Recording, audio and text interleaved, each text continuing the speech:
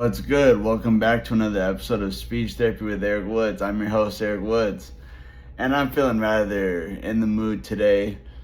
I had a good day yesterday, and a good night of sleep, and a good start to the day so far. So I'm gonna keep this shit going with this shit popping right here. Listening to T.I., big shit popping, little shit stopping. That's how I'm falling. Fucking A. Let's get it. So, shouts to Matthew and Zoe, who I met in the gym yesterday at the sauna.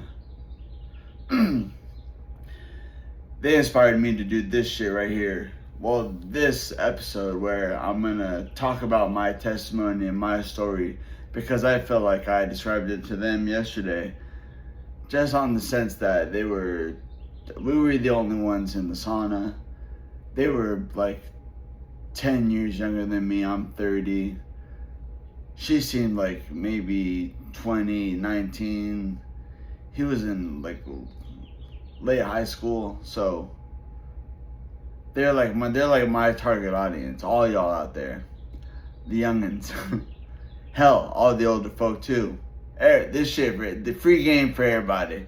You get the game, you get the game, you get the game. You get a gem, you get a gem, you get a gem, you get a gem. Make a meme of that shit. Clip it or something. Hell, I might. But I'll film it better. Anyway, back to the topic of conversation. So yesterday in the sauna with Matthew and Zoe, I just told them that, I told them my whole story, because I overheard them. Matthew said that he had a Kendrick Lamar vinyl, and all I said, I heard Kendrick, and I got very excited. I said, which one? And then he said, oh, GNX. And then we got into the conversation about Kendrick a bit, and then I said, well, since we got your attention, since I got your attention, I'd be a fool not to tell y'all my story and plug myself, my hustle, self-plug, you feel me? So, I just told them that on October 1st, 2022, I went to Cabo San Lucas, Mexico on vacation,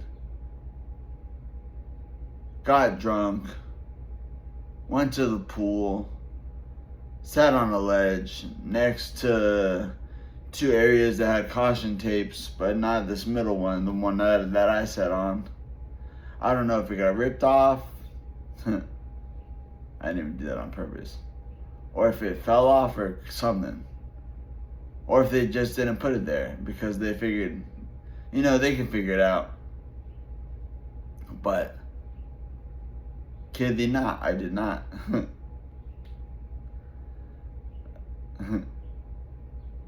But I went to, so I heard this, I don't even remember, again, I don't remember agreeing to go, I don't remember the airports, I don't remember the travel there, I remember nothing. Just remember the climb up, learning to talk again, learning to walk, learning to piss, learning to shit, learning to shower, hell, learning to brush my teeth, learning to shave. I had to learn it all again. Praise be to God that I was even able to be in that position. Because hell, I could have been taken away. So I fell 20 feet. I'm telling you this as a third. It is me who fell in the story, but as I said, I don't remember. So I'm telling you as a third party story of me being the main character, the story that happened to me. So Ty told me at a show of mine, shouts to Chef for booking me at this show. My brother Ty told me that Louis told him that he dabbed me up, said goodbye, walked away, took 2 steps, and then heard a lady scream. We turned around and I wasn't there no more. I guess I felt look at me, this shit fucking happened. That's gonna come up again later. But I just disappeared. I fell again. I fell. I guess there were like trees or some shit. You know, like little trees, like forest area, little rocks and shit. Low little ledge that made me tumble into an area where there were dental assistants and nursing assistants just on vacation. And then this thing happens and this guy fell down. Man, I can't imagine what that vibe brought to them. I hope I can make enough money to be able to buy them dinner one day, because without them I wouldn't be alive. Then I proceeded to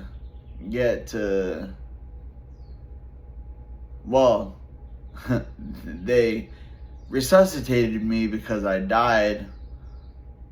I don't know if they were giving me CPR for a bit and then I just died and then it just kept going. But they kept me alive until the ambulance got there, and then the ambulance took me to the hospital. I ended up having to have surgery to get 12 centimeters of my skull removed, which I set off every metal detector in the world now. I literally am a robot.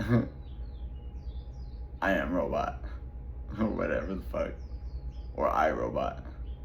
Since I'm so invested in Apple, I'd probably be an iRobot. I'm just playing. Nah, but that your Apple, fuck with your boy. But really, so I had this skull removal, and then I got placed in a couple of rehab facilities, which my mom and my grandmother came out, God bless them. They dealt with the whole situation on my behalf. They were my representatives, my representing parties. And they started the GoFundMe, telling the story. And thank you to everybody who did that GoFundMe, because we raised $55,500. $555. Man, it's fire. Even if that ain't the exact amount, it's pretty rad that I thought of that number of all numbers. And that took about 2 weeks to get out of Mexico. Hell, I was in the medical coma for 2.5 weeks. I don't know how long it took to get out of Mexico, but we went back to UCI. Shouts to them. I love UCI. I will give them all the praise in the world ever. But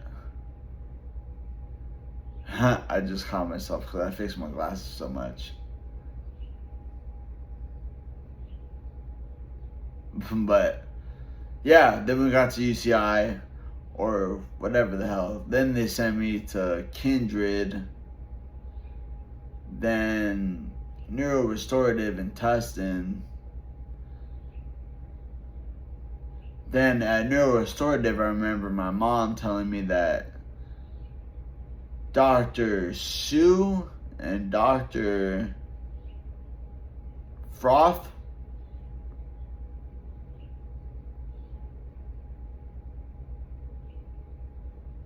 I don't know, Dr. Foss or something.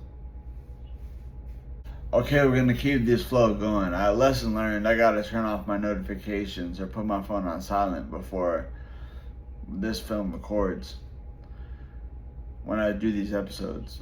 So, Dr. Froth, or Frost, I don't remember what the hell it was, the really good plastic surgeon at UCI, told me that, or told my mom, because I was laying in a bed for fucking 2 months.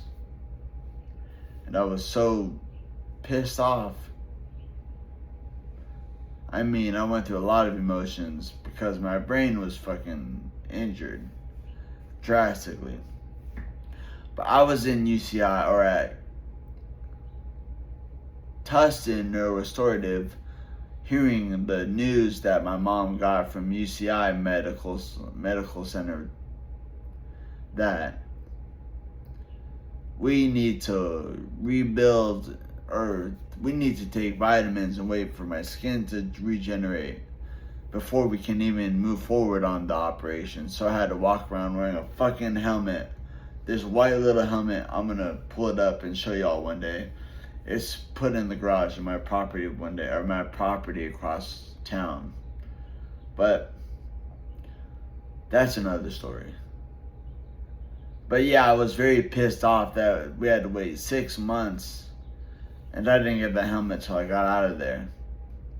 So we went from neurorestorative in Tustin to St. Jude.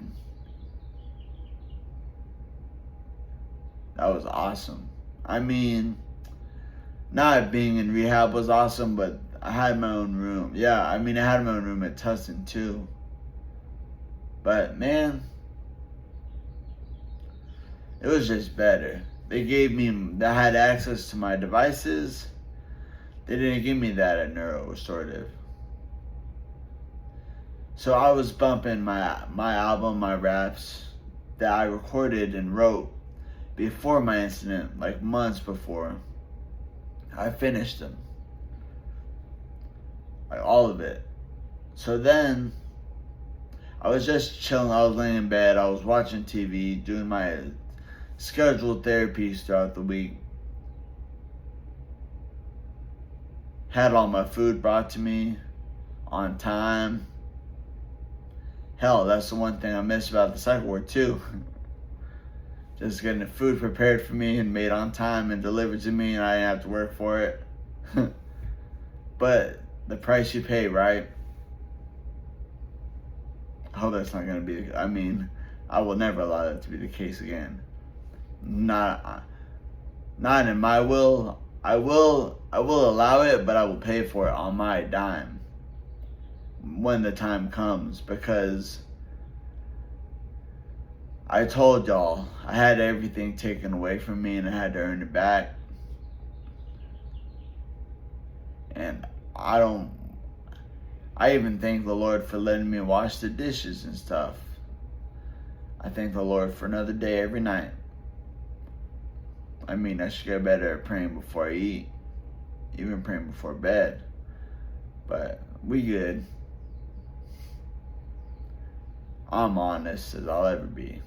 I'm an open book. I posted a video on this channel years ago before this, or yeah, it might have been years ago, before this version of me, because I wouldn't be this without that. You feel me? But man, you should check out Book of Woods on this channel. The speech performance is imperatively night and day. Even my usage of words and vocabulary and diction, I surprise the hell out of myself sometimes. But yeah, I came back home. I got signed out of St. Jude and went back home on January 19th or 14th. I don't remember. One of those two. But I'm pretty sure it was the 19th. I got it marked in my calendar, but I don't want to check. And then ever since then,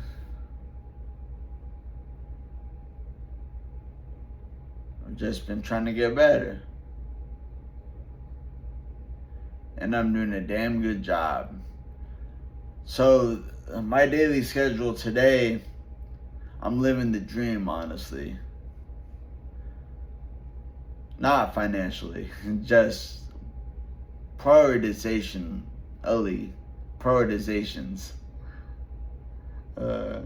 Priorities. Pro Tilly. Shouts to Tilly. But yeah, my priorities have totally changed. Relationship to God, number one. Church, men's group, Bible study. That's 3 things. Gym, studio, podcast. What's 5th? And I'm financially free in the sense that I'm just disabled. So I can't afford to return to the workforce. Because I'm so bipolar, I'd probably snap off on somebody. So I don't want to be in the work environment, and they don't want me in the work environment. Y'all don't want me in the work environment. Anyways, I just wanted to get this episode out before I go to the gym and do my shit today. Peace, love, and God bless everybody. Oh yeah, please follow, like, comment, and subscribe. If you made it this far, I should have done that shit in the beginning. Damn it. Did I? Peace, love, and God bless everybody.